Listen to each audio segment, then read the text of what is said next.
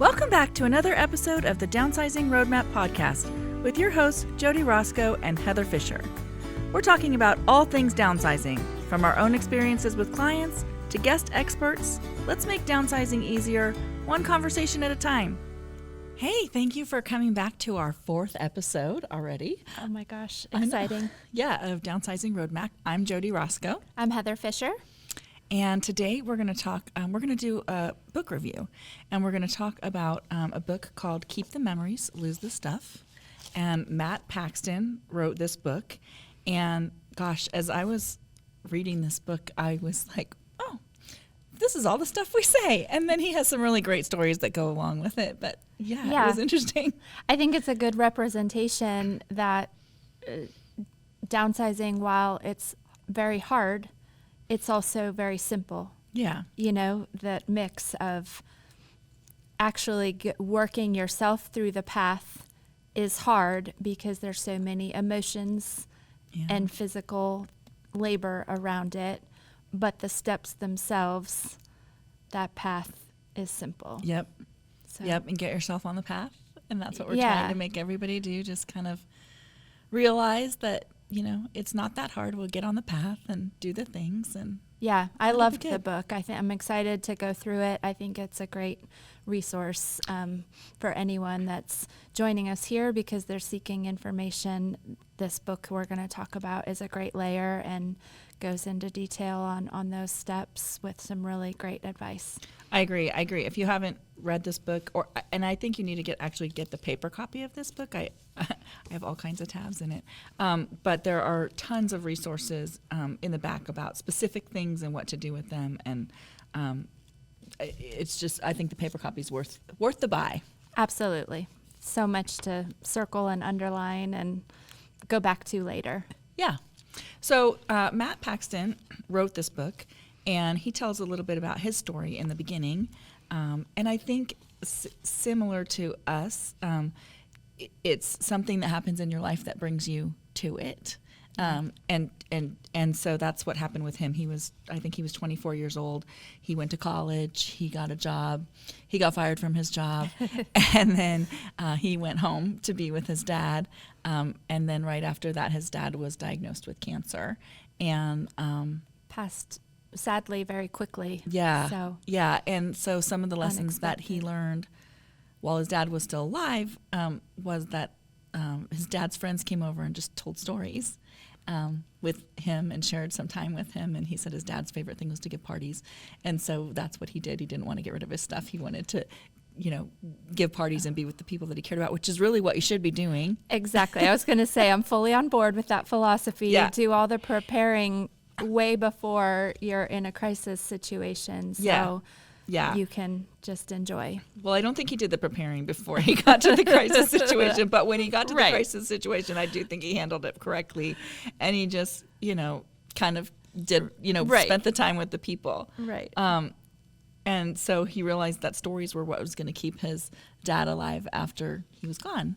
And so then he ended up with a 4,400 square foot house or whatever it was, full of stuff that all reminded him of his dad. And one of the things he says in the book is, I didn't actually want to keep everything. I just couldn't stand the thought of getting rid of my father's stuff. And I think that is so true. We don't actually want the things, but we think we're getting rid of the memories. Yeah, or getting rid of shifting the person out of our life. Yeah. If they can't be there. Yeah, which isn't the case at all. The memories are really and the stories around the memories. We're going to come back to stories over and over and over, you guys. So that is really going to be something that we talk about a lot, and how are you going to get your stories out. But that was kind of his aha that he found, that he got from doing that and going through his dad's house. And he talks about in the book about how that all happens. But he ends up with a 9-step process. I'm going to say the steps real quick, and then we'll kind of dig into them. Yeah. Okay, so step 1 is uncover the stories behind the clutter. Step 2 is define your finish line, which means, well, we'll talk about what it means in a second. Step 3 is take the first baby steps. Step 4 is sort through your pictures and your documents. The hard stuff. The hard stuff. Mm-hmm. Step 5 is decide what to keep and to build your legacy list. And we'll talk about what a legacy list is. And I love this idea. Step 6 is deciding what to give away. So keep, give away. Step 7 is, did I miss a step? Cleaning up. Oh, deciding what to sell. It's not on this page. Step 7 is deciding what to sell. So keep, give away, and then sell, and then cleaning up, and then moving forward. Because I think that's really the other part of what it's really about is what that's going to look like. So your stories and your future. That's what it's about. Yeah. So step 1, we're going to go into that. So uncover the stories behind the stuff. And after he did his dad's house, he thought, oh my gosh, this is interesting. And somebody told him that Etta is her name, that she needed help and he could get paid for it. So he was like, oh, that sounds good, since he lost his job and he was living with his dad. And so he ended up going to help her, and he really thought he was just going to be moving around boxes and doing things that, getting rid of things. And what he ended up doing was listening to the story of her life through her stuff. And once he did that, he realized, this is what I want to do for my life, because it's really interesting. But what I love about his philosophy is that he celebrates those stories and he listens to those stories, and they have fun. They have fun with it. I was thinking as I was reading this first part of the book that, if you're listening to this and you're that adult child that is helping someone that needs to, I think, we can tend to be like, okay, we just have to get this done. We have to get this done. And you think that taking the time and going slowly through items and listening to the stories will slow you down. But I really was feeling like doing that will speed up the process, because the person who's telling the stories can then move forward with getting rid of it and not putting up roadblocks, because they're feeling heard and enjoying sharing those stories and feeling all of that. So that resonated with me, that really when we may be helping someone, he talked a lot, I'm not sure which page it's on, he talked about like tips for being a good listener. Yeah. And that is maybe the skill you need more than sorting skills or knowing the resources. I mean, all of that will help it, but if you can give someone that good listening ear, you can help them through the process. So if you're helping someone else and that's why you're listening, that really stuck with me. Yeah, I underlined it too. It said, if we don't know the stories behind the stuff, we'll never be able to freely let go of it. And if they can freely let go of it, it will speed up that process. Mm-hmm. But also, I feel like that's a part I missed with my mom, and I can't get that back, to be honest with you. I wish I had, read this book before that all happened, because I'm sure she wanted to tell me her stories, but she didn't know how to articulate that's what she needed to let it go. And I didn't know to ask her to do that. So it's, we were just a little off on that, but I wish we had been able to do more of that. Yeah. So yeah, an interested audience. And so, that can be your family, that can be a friend, that can be a professional. That's what he does. He's a professional, and professional listener. Yeah, he's a professional listener, and then he carries some boxes. Yes. So it just find somebody that will, listen to that and enjoy hearing about your life. Yeah. I think that's really cool. And a huge, huge part of it, really probably it's step 1, but I think it's one of the bigger parts of it. Yeah. Step 2 is define your finish line. So he's talking about deciding where to move and what that can look like. And so we talk about this in our downsizing class about, getting a little bit dreamy about what your future can look like. And we know that it can be kind of paralyzing. He says the same thing. And I'm just going to read a little section about that, because this is really about your mindset about moving. And it says, he writes, based on my personal and professional experiences, I found that what keeps us from looking ahead is memories. Isn't that funny? The back keeps us from the forward. Surprisingly, it's often not the fear of losing old memories that keeps us in place. Rather, it's we're afraid to let go and move on because we fear we're not going to make new memories in a different environment. And we know the past and we know the present, but we know that memories will be made here and the people that we know in our current location.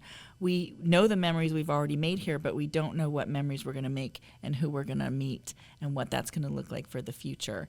And that's scary. And I thought, wow, that is really true. Yeah, his personal story in the book of almost, passing up on, his next, I think they were engaged at the time, and moving to be with his future wife, and going and so many good things happening, and he was almost paralyzed and, almost walked away from that because of that fear Right. of losing what was comfortable. He'd lived there his whole life, right? Mm-hmm. And Yeah. I mean, moving to a new town and not knowing anyone is scary, but he knew his future wife and had his kids. And I think reframing everything into something that is a positive instead of a negative is really where you have to be. Really in life in general. I was going to say a good life not lesson. Not just downsizing, but really, yeah. And so he just kind of in this chapter goes through the options of where you can go. So staying put, smaller place, independent living communities, assisted living, skilled care. There's a whole list that are different choices for different reasons. Yeah. And one thing he says in this chapter too that I highlighted is that because we fear losing control, we're actually losing control because we're not taking action. Yeah. And so taking action is an action. Yeah. We all learned that, right? Yeah. And so it's a good reminder. It's a good reminder that just because, doing it, that seems scary, but not doing it is also a decision. Yeah. An action. So, yeah. So he talks about all the different places you can go.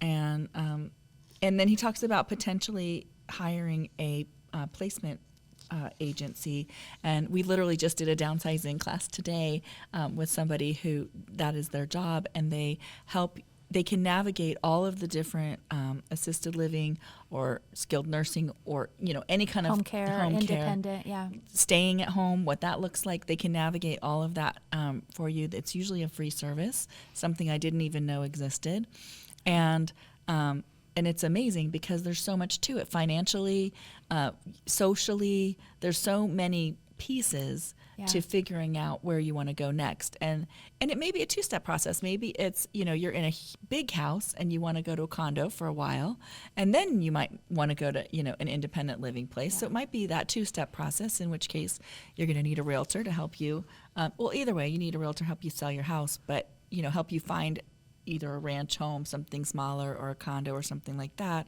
But I would definitely, if you're thinking about some kind of an independent living situation, I would definitely, or place like that, I would definitely hire somebody or talk to somebody. Yes. They were saying today, if you're only choosing a place once, you're starting with a Google search or, any kind of a list. It's overwhelming. And even information about those places changes so frequently if they change ownership or regulations change. The picture of what each place has to offer, someone that is just doing it for themselves or a family member can't possibly know all of the information that people who are in these communities day after day can just give you that guidance and suggestion. Yeah, so they know the places that have great care. They know financially what to look for, and there's so many benefits you might qualify for. Mm-hmm. Exactly. So many pieces to it. So, so he has also in here his top 10 tips for choosing a new home. Right up our alley. Yeah, right up our alley. So number one is deciding on the life you want to live there. So we talk about that. That's back to the getting dreamy. Choose it by what that looks like. decide if you want to transition once or twice, those kind of things. So I think that's an interesting list that he has going on. Drive around the neighborhoods and towns you're considering. So if you're thinking of somewhere that you haven't lived before, go visit it. Go see what that looks like. That's actually the same if you're going to go to an independent living place. Yeah. Go look at those. And I think some of this stuff is hard stuff to talk about, and we'll talk about other things that are hard to talk about, like what you want your funeral to look like, not today, but things like that. But those are all things that just need to be planned. It's not happening right now necessarily, but you need to plan it. And then, you feel more comfortable because you have a plan. When you future plan those things and factor in what is likely to happen to all of us down the road, when you know what the plan is going to be at those stages, you can live comfortably in the stage that you're at. Yes. Because you're done. So I think location wise too, thinking about, I'm fine, I'm out driving everywhere now, but is there a point where, driving longer distances to be close to my doctors or my family or Right. the areas I love, my church, things like that, all of that on this list are great things to get that full package. Yeah, it's a good list. So just kind of consider, again, kind of make a little visual, dream board of what you want that future to look like. Are you traveling? Are you closer to your family? What does that look like? And then, be able to find that in a house. I loved the part in this section where he was talking about creating new versus trying to recreate the old in the new space. Yes. And I think we have seen this with many clients. And, when you are getting dreamy and looking at what amenities or what your life looks like in that new space, when you have a vision, you can create that new vision. If you haven't taken the time to make that vision, then you are just trying to recreate the old. Yes. And it won't work. And Yeah. you won't be quite as happy because it won't be the same, but it won't be new what you dreamed about. Right. And so he does say, right, I underline this. If you can afford to splurge for some new stuff, I find that even a few new throw pillows makes anybody appreciate the surroundings more. More extravagant, spring for a new bedspread and a mattress, but take some things that make you feel comfortable, but don't necessarily trying to recreate something exactly in a place. Even he was saying, that like, don't isn't. put your bed on the same facing wall and the same table beside it, just rearrange it. I know as a kid, I loved like rearranging my bedroom and it was like brand new. I have a new room because I rearranged everything, every couple months. Me too. That so was funny. my hobby. But I think that, that mindset of like, it can be the things that make me comfortable, the things I love. You don't have to go spend a fortune, but some of those small changes to use something in a different way or to, just create that new environment, even if it's not all new stuff, is a great way to make the transition not feel like you lost the old. Again, a positive. Yeah, back to a positive. Creating a new and better. So the quote he wrote on that is, but really what matters is the new life that you want, not the stuff that you take with you. Yeah. Yeah, I love that. So it starts with planning and thinking at the beginning. Yeah. Yeah. And probably getting rid of more stuff than you think. Yeah. But that's okay. Yeah. Okay, so step 3 is take the first baby steps. And so he has a 10-minute sweep is what he calls it. And he says just clean every day for 10 minutes. And even if you don't feel like it, 5 days a week, he says. Take you can the take weekends the weekends off. But every day for 10 minutes. And it's really more about getting in the habit of cleaning or decluttering than it is of, exactly what you got rid of that day. And often what will happen is you will get into it and take more than 10 minutes and get yourself rolling. And getting the rolling is the hardest part. But also the habit creating is what's super important about it, is creating that habit of just doing the 10 minutes. And what was yours when you had the kids? You had something like really the similar. quick 100. Yeah. And we would just go and grab 100 things that could be moved out of the house. And that feels like a big number when you first say it, but it can just be quick and be all the stuff that you just walk past, and, junk mail or school papers at the time in my life when that was what piled up. And so I can do that. She told me about this, and I did it for 3 days in a row. I think I did. And it really was. I mean, it sounds like 100 things, but I cleaned 100 things out of my pantry, kitchen, because there's stuff that's expired. I mean, you just don't realize, and you think, I can't possibly have that much stuff. But the statistic is 300,000 items in the average American house. So 100 things is hardly a drop in the bucket of what that looks like. And so we talk about it, and then he was saying it, and in the book, and we've heard it from other sources, but never start. I mean, I think the 10 minutes a day or doing a quick 100, or we say in our classes, start with the easy stuff. Yeah. It's all about gaining the habit and some momentum. Yep. Get some quick wins. Like, wow, I cleaned every day this week, decluttered, 10 minutes every day. It's not really about what you accomplished. Eventually, it'll be about what you accomplished, but you've accomplished, you haven't procrastinated. Right. And that once the ball starts rolling, it's so much easier. Yes. Yeah. And once it's just in your daily routine as a habit, like if you did the dishes every day, you get that habit done, and then that's done. And then it feels weird if you aren't doing it, right? Yeah. And so it'll just turn into something that you do, because after you move, you want to keep that habit. You just want to keep that habit. If something comes in, something goes out, you don't want to. It's like, when I was little and I just didn't clean my room like my mom told me to. And so it was just, piled up and piled up and piled up until one day I had to clean it, and it took me like 10 hours. And it's the worst day ever. Your friends are out playing and you just want to do it. And so you don't want to turn that, you don't want to turn around to turn to the next place and do the same thing to it, right? So you just want to get that habit going. Yeah. So set a deadline.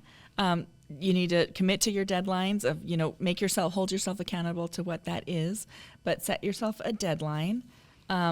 Understand your why. We already kind of talked about that. The reasons that you want to get the clutter out of your life, back to that dreamy future, and what's that going to look like? What does your vision board look like? What does less stress, look like in your life? I think he said, no, you don't need more stuff. Talking about bins and labels. Oh, yeah. And a labeler and all of the things. And I think that, at some point there might be some room for a few things that keep organization better, but those come at the end. Yeah. I think the worst thing you can do is buy all of the organization, looking at what you have, thinking, I need to organize all of this. I think, no more bins. He said it. We know it's true.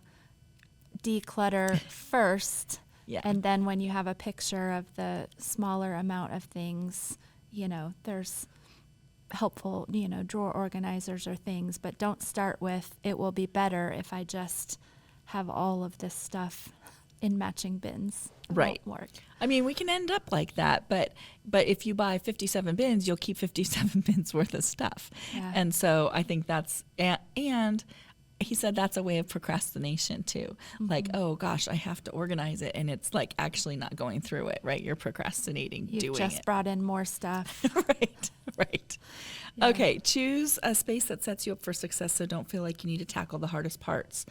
Start with your junk drawer. We literally say this like practically verbatim. I had not read this book. We have had this class for years, and I'm like, oh, we say exactly that. Start with your junk drawer, areas that you tend to put things once you are kind of done using them, like the garage or the attic or the basement are probably going to be a little bit easier.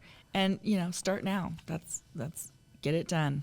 I really liked the permission for the maybe pile. Yeah. And I feel like, I've moved from, a house I was in a long time into a transition house, and, plans for the next house. And so some of the stuff I packed away in storage, I I mean, I feel like that's my maybe pile, because at the time I moved from the house I'd been in for a long time, it was decision fatigue and feeling like I'm giving away so much in, donating or going other places. And so I did get to that point where we see many of our clients, like, I can't just give away one more thing. And so I loved that permission for the maybe pile, where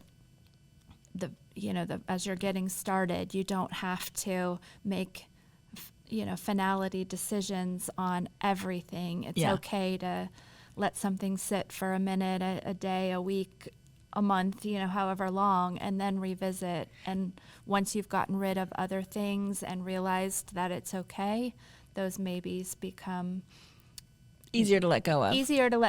And I don't know if he had a stat on it, but he said most of the maybe pile ends up moving out of the space because it just had to marinate for a minute. Well, and I think if you're working in a specific day and things start ending up, almost everything starts ending up in the maybe pile, it's just time to be done, because your decision fatigue has taken over and you just can't decide one more thing. Yeah. And so you're just keeping everything because you can't decide anymore. And so watch yourself as you're doing it. If that maybe pile just is like, oh, maybe, I don't know, then it's time to, take a break. Yep. Go celebrate the things you already did today and come back another day. But yeah, I love the maybe pile. He also talks about freeing yourself from guilt. It's, building the life that you want, not the life that you think you should have or someone else thinks that you should have. We talk about guilt a lot. And also loving who you actually are. If you have a bunch of gym equipment and you're really not sporty, or you used to be sporty, it's okay. Who are you today? Who are you going to be? That's really what we're going with. Who are you going to be? And what does that look like? And are they going to use the equipment that has dust all over it? Probably not. Maybe you'll find, a yoga class with friends that you go to. It's not like you have to give up fitness, but maybe that just wasn't the path. Yeah, I think it's finding who you are and what you truly want to use. And embracing it, not back to not somebody that you think you should be. Yeah. Or if you think you should really be that person, go be that person. Yeah, right. And then take that time to celebrate and give yourself that pat on the back of what you've done today and what you did, in the past week, month, whatever. Celebrate. Take that time. Give yourself that credence, because we that's another book, another day. But The Gap and the Gain is an amazing book about that. But just that we just are always, what have you done today? What's next, and not giving ourselves that credence for what we've done, because it's hard. Well, and I think back to that 10 minutes a day gives you those check marks and those wins versus the weight of, oh, I didn't do that yet. Yeah. Just small gains. Yep. Step 4, sort through pictures and documents. So hard stuff. Yeah. I actually am not going to go super deep on this one, because I honestly think we need podcasts on both pictures and documents. And so because it's that deep, pictures are really powerful, and that's because they're the clearest depiction, he writes. They're the clearest depiction of our past, visibly reflecting our triumphs and our tragedies, and that's what makes letting them go so hard. But there is definitely a path to dealing with your pictures, and we'll talk about it, I think, in another one. Yeah. Just some quick little things about it. You want to lose that bulk. You're going to have a bunch of pictures that you don't need as you go through them. The triples, because that's what you always have, the triples, the giraffes, the beach, the landscape, there's all of those, the blurry ones, the ones where your face doesn't look good. Yeah. Because now we have thousands of digital pictures. We take one until we get it right. And still we need to get rid of those. That's another whole thing. I think we have boxes of photos of places we visited from times when we didn't have the internet, in our hands. Yeah. And so maybe there was more of a place for that, but I know that the professional photographers are much better at photographing the beach or the landmarks that I've been to. So I think is definitely an easy place to start. Is Yeah. if there's no people that mean anything to you in the Right. photos, start with that. Right. Or you Because- don't know them anymore. Like, I mean, that's sad, but that can be a thing where, you know, that those Yeah. stories, again, they get lost. So that's the gist of it. And then there's just different ways that you can save them. In the end, he's saying no more than 2 shoe boxes. You should be able to pick them up and walk away with the amount of photos that you have. And maybe even none if you're going to digitize them and, you know, use them in that way. So Yeah. we can talk about photos on another day. Paperwork also, same thing. It needs its own episode. But he has a great list in here of the papers that you actually need to keep, and they're way less than you actually think. You do not need your taxes from 1972, or well, I found those at my mom's house and many other years. Manuals for items that you don't own anymore. Right, or even manuals for items that you do, because that stuff is still online, you Yeah. know, and magazines and all of that. There's so much paper. And so he suggests that you kind of put all the paperwork that's important together, and make a little book, which we actually have a little book for that. So we'll talk about all of that later. But he has some great information, and it is probably one of the bigger things to have to deal with is all the paper in your house. Yeah. And then what to do with it afterwards. Shredding mostly is what he's talking about. And then how to create a system later so you don't get all that paper again. That's another one.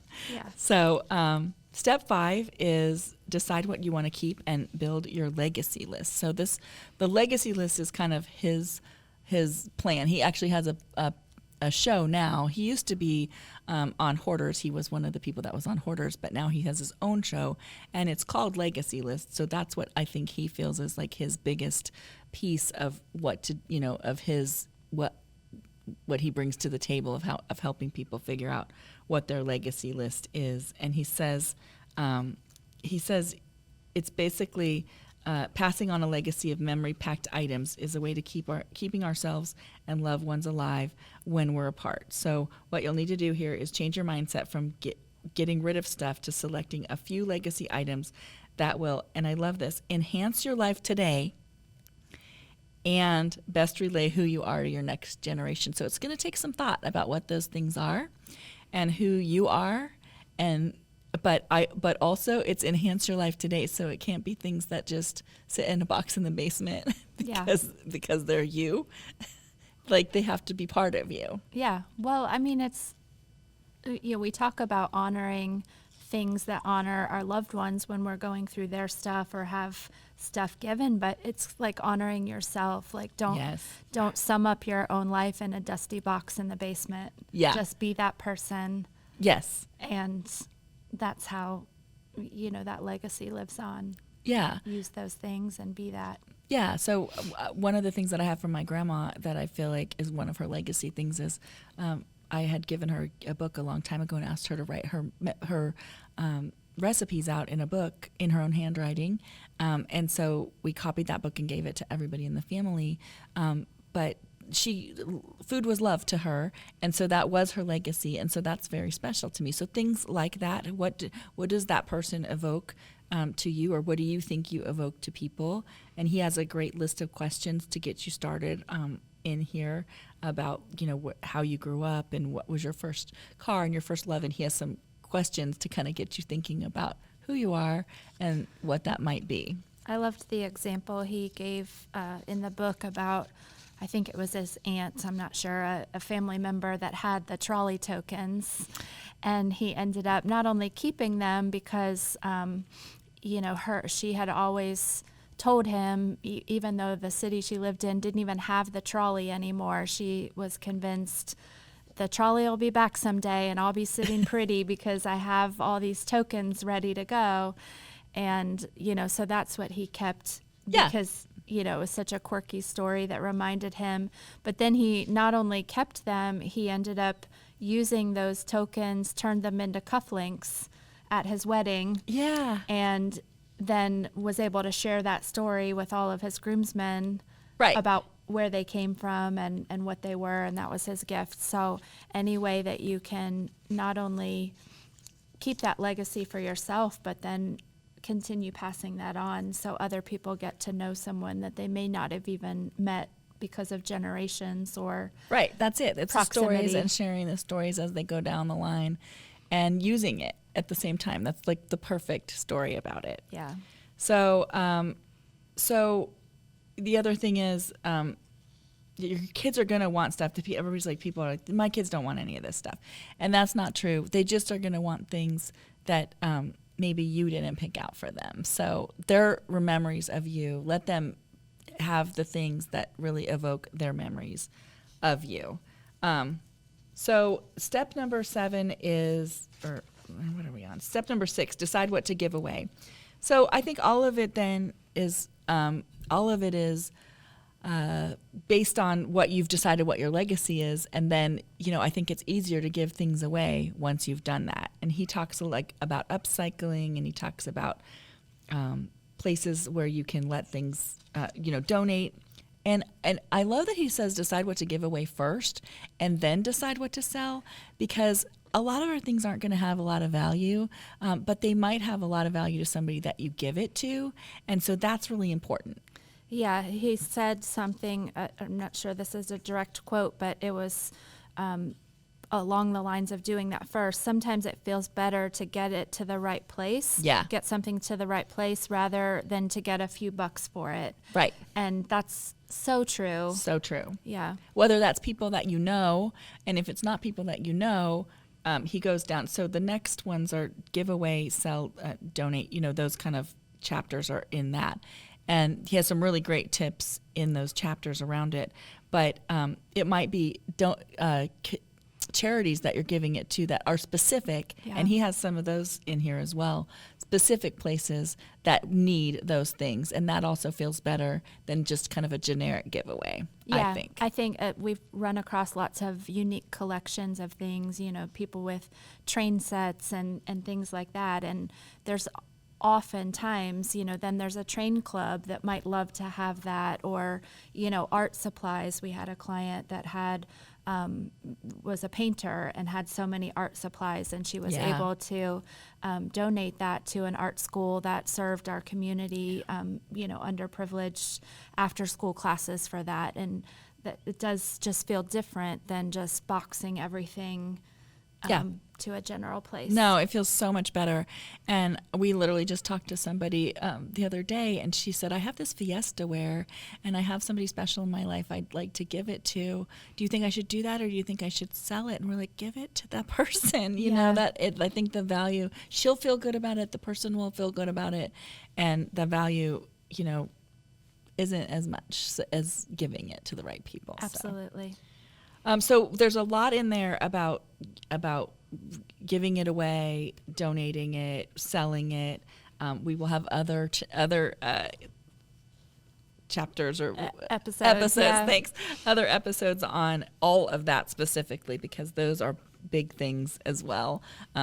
Estate sales and auctions and all those kind of different ways that you can get rid of your things. So he talks a lot about what that looks like. Set low expectations for how much your stuff is worth. Mm-hmm. So again, that's why giving it to somebody important is better, because most of our stuff, there might be some things here and there, but most of it isn't worth a ton of money. I loved how he said to make a spreadsheet. And so you can go and look, if you think you're going to sell something, go and look where, eBay, any of those places, Facebook Marketplace, whatever, and kind of try to figure out what that pricing looks like. And his thing was, if all the used grandfather clocks are $500, then selling yours for $1,000 is probably not good math, right? Yeah. And so sometimes that'll take the emotion out of it if you kind of go and look and make a spreadsheet and say, these are the 5 that I found, and this is how much they were. Because you might in your head, because you have so much emotion around it and it's so sentimental to you, you're like, oh my gosh, that's probably worth $5,000. Yeah. And so I liked that kind of way to be able to bring you down out of it. Back to reality, which is, a lot of the stuff has to go, and a lot of it is not going to be worth a lot of money, because the stuff is only stuff, and it's only valuable when you talk about your stories around it. We're back to that. So step 8 is clean up. And so cleaning up is just that. And he has a bunch of cleaning tips in there, including don't fall through the basement or through the attic. Don't step through the attic floor when you're up there. Right. Be careful, wear safety glasses. If you find a gun, what to do with that. So he has some really great or dangerous things. There's, sometimes people are storing things that fireworks or dangerous things that might need to be put somewhere safe. So I think the cleaning up is not just cleaning, but there is a lot literal cleaning. You do have to do that before you get your house ready to sell. And it's different cleaning than you would do for a regular house. So you're cleaning the baseboards and you're cleaning the grates and you're cleaning the fans and inside the cabinets and all those things. Oh, this page, these were great. These were the top 10 secret hiding places for money. Yes, so that was so interesting. It was really interesting. So that's a good page. So when you get this book, you can read it. Shake out every book before you donate. Yeah. And toilet tanks, freezers, pantries, bookshelves, under the floorboards, old trunks, closets, drawers, and in the backyard. Oh my gosh, how are you going to dig up stuff in the backyard? How would you and birthday cards. They forget, they put the card and then they forget. I've even had that with my kids when I was going through their stuff, like that they just put the card away and didn't realize that they'd missed a gift card or a birthday or whatever. So happens to all of us. So cleaning up is it. Then the house will be ready to sell at that point. But then step 9, and I love that he puts this as that last step, is move forward, right? Moving forward, actually physically moving, saying goodbye to the house, taking pictures of it, taking that time to, walk through the rooms. And I like what he said, too, in the taking pictures. Remember to take pictures before you pack everything up.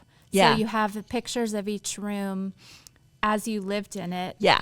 And then take a second set of pictures. Yeah. So you just see the house. But you'll treasure just those pictures of the rooms as you lived in them before you do all of this. So maybe that needs to be way back, like step 0. Step 0. Take pictures of the house before you start. But I think people can treasure that. And feel the feelings. He's like, just feel them. It might be sad because even when things are forward moving are great, it's still sad to leave some things behind sometimes, and that's okay. So feel those feelings. I love that. And he says in there, honestly, he made the move, and it was really hard for him, and he made the move, and then after he'd been there a little while, he said, I don't even remember the things I gave away. I don't remember a single thing. And I've had that personally experience. Absolutely. That I cleaned out things and I couldn't tell you 6 months later what was in the box that I donated. So it'll all be okay. Yeah. I think we see that over and over with ourselves and our clients. Yep. So this is an awesome book. Matt Paxton, Keep the Memories, Lose the Stuff.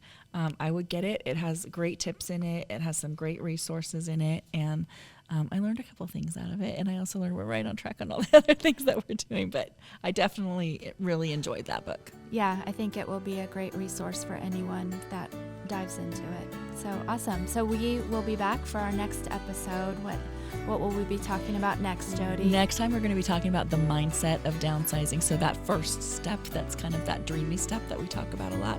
We're going to delve into the mindset of downsizing. Awesome. Well, we can't wait to see you. And here's the next episode. Yeah, if you have any questions, get in touch with us. We're happy to answer them. And any comments, we'd love to hear them. So awesome. Talk to you next time. Bye. Thanks for joining us on the Downsizing Roadmap Podcast. If you found this episode helpful, be sure to subscribe, leave us a review, and share it with someone who might need a little downsizing inspiration. Have questions or ideas for future episodes? Reach out to us on our website, www.downsizingroadmap.com. Until next time, let's keep simplifying and moving forward.